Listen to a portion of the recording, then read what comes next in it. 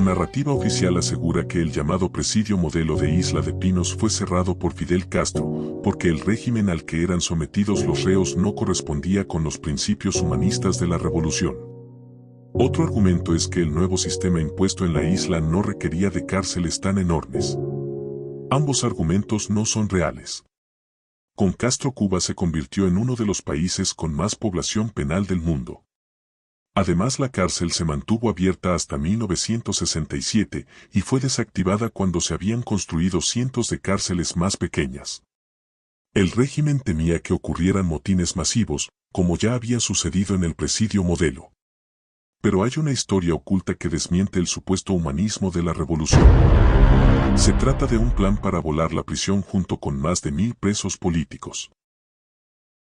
En sus memorias Contra toda esperanza, Armando Valladares cuenta que, cuando se conoció que había cohetes nucleares en Cuba, los militares se prepararon para evitar la toma de la prisión en caso de guerra.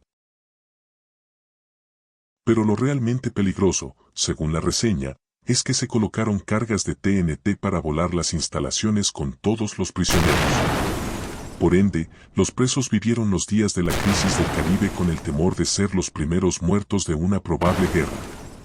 La prisión de Isla de Pinos era entonces la más grande de Cuba, conformada por 6 edificios de hormigón. Fue construida por el presidente Gerardo Machado para alojar hasta 5000 presos. Sin embargo, después del triunfo de Castro, la superpoblación llegó en ocasiones hasta 8000 reclusos. Cuando se construyó, en la década de 1930, se le preguntó al presidente Machado si no era demasiado grande para la población penal de esa época. El presidente respondió: "No te preocupes, ya vendrá alguien que lo llenará". Efectivamente. Llegó Fidel Castro, y el presidio se hizo pequeño. Las celdas se llenaron de todo el que estuviera opuesto al comunismo, aunque solo fuera de palabra. Además fueron recluidos homosexuales, hippies, religiosos, y todos aquellos cuyo perfil no correspondía al hombre nuevo socialista.